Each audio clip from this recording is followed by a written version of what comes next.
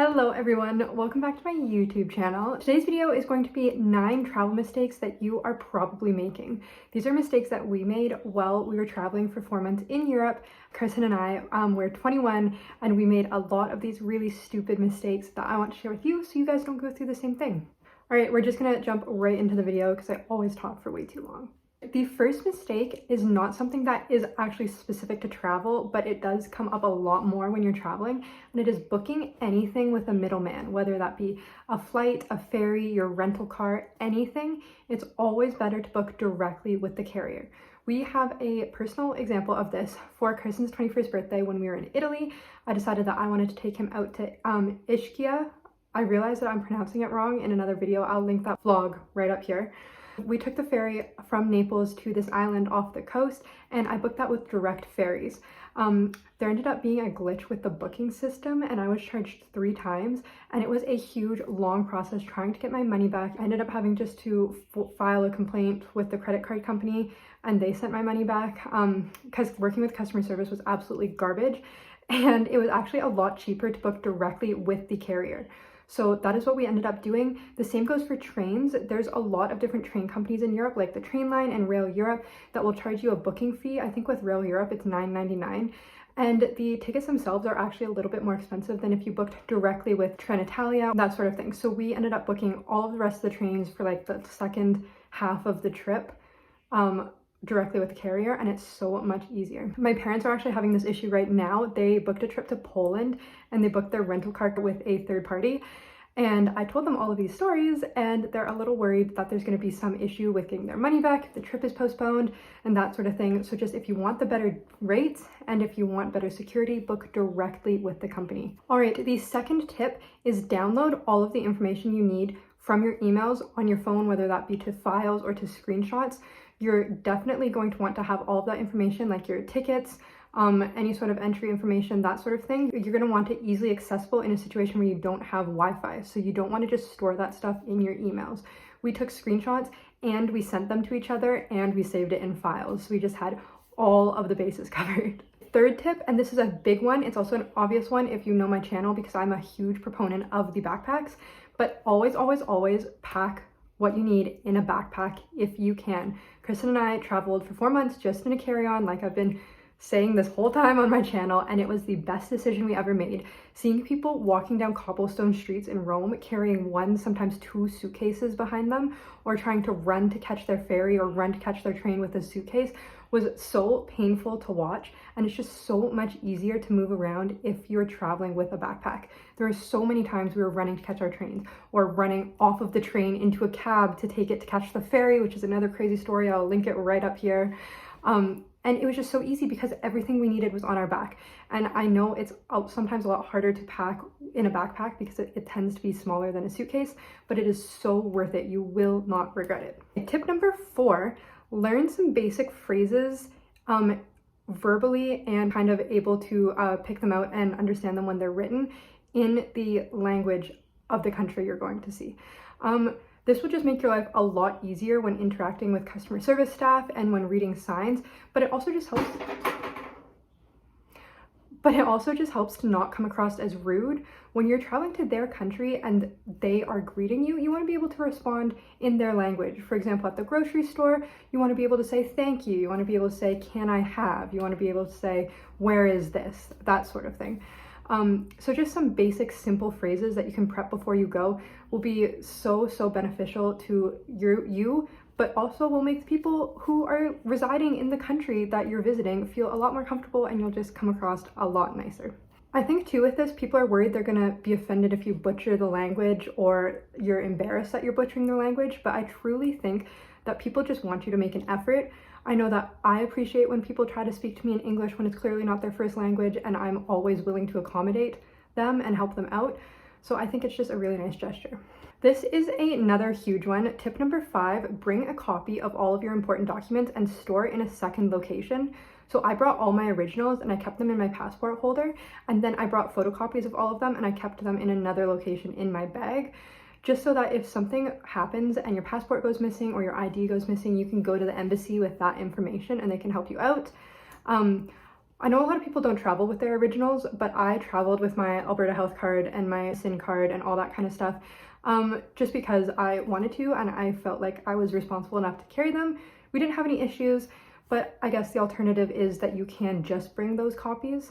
But yeah, always bring those documents, whether the originals or a copy. It just will make your life a whole lot easier in an emergency. I feel like that was vague. By emergency, I mean a situation where you like lose your passport and you need to go to the embassy.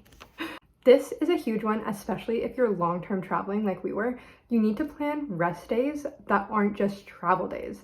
So when we were starting off our trip and we were super enthusiastic, we were like, we'll sleep on the train, we'll rest on the train, and then when we get off the train, we'll just go. We'll see all of the sites, and then we'll just travel every day we're there, and then the next travel day is going to be a rest day. But you need downtime in the hotel or in the Airbnb. You need those days where you're sitting by the water and you're not doing anything, and you need days where you're just literally not doing anything, not even out in public. Like, we needed days where we were in the hotel, we went out for a nice brunch, we got snacks, we watched movies. We needed that because we were traveling for so long. It's super important to plan those rest days for you to be able to recharge and then really appreciate the traveling that you're going to do next. All right, tip number 7. This is a great tip for getting the full cultural experience and also for saving money, is go to the grocery stores and stock your fridge wherever you're staying and make some meals at home. So we obviously traveled for a super long time, and we also stayed primarily in Airbnbs that had a full kitchen.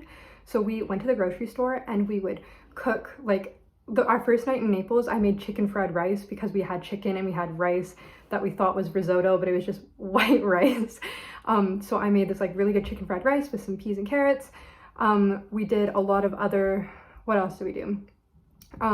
We did a lot of soups. We did a lot of like sandwiches, and it was just a really cool experience to be able to go to the grocery stores and see the food that the locals eat and go and shop the places that the locals shop. It was really cool and so much cheaper than eating out. It also makes the eating out experiences a lot more valuable because you're not doing it all the time and getting used to it. Tip number 8, on travel days. I know I like bounce back and forth between liking the collapsible water bottles and not, but on travel days, it's super important to have snacks and something to drink with you that you don't buy in the train stations and the airports. I mean, if you're willing to spend the money, then spend the money. But like, the food is so overpriced, and when you're hungry, you're hungry. You don't want to get to the point where you're trapped with no food options. There's one time when we were going from Rome to Ancona to catch the overnight ferry to Split to meet up with Carson's parents, and the train just stopped in the middle of nowhere for 3 hours. We were at this tiny little stop that had like a little pizza place, and that was it. But we didn't know if we could get off the train or not. We didn't know how much time we had, and we did not want to be left behind. And we didn't have any food with us. We sat there for 3 hours, starving and thirsty, and it was the worst experience of my entire life. We ended up getting off and getting pizza, and everything was fine. But had we packed some granola bars before we left and filled up our collapsible water bottles or brought a big bottle of water with us, we wouldn't have had that issue. So you don't realize the importance of it until you're in that disgusting situation, but always have some emergency granola bars or snacks and maybe a water bottle with you. On travel days, that is. It's not that important when you're just walking around a city, but on travel days, super important. The last tip, tip number 9, this one is a little more obvious, and also I feel like I'm repeating myself because I just cannot stop talking about Brim and travel credit cards, but having a specific travel credit card is huge. One that doesn't have foreign transaction fees.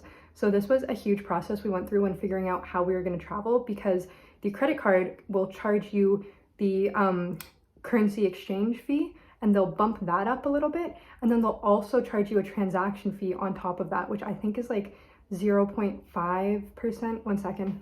It's 2.5% international transaction fee on credit cards, which is ridiculous, plus the little bump they do with the exchange rate.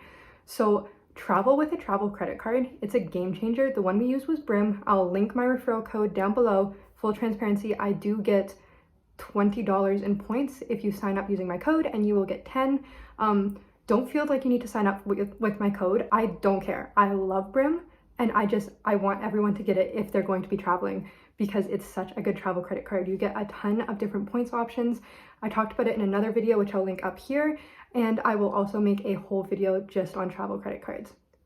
But travel credit cards are huge It's so easy, and a lot of places take credit card, and you just want to be comfortable knowing you have a bunch of money. You're not just confined by how much cash you have. And you have that ability to get yourself out of a sticky situation, and you're not worrying about those transaction fees.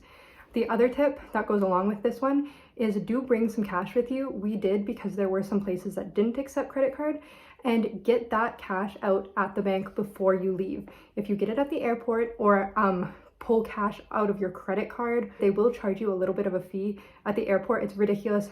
Never take cash off your credit card. That's ridiculous.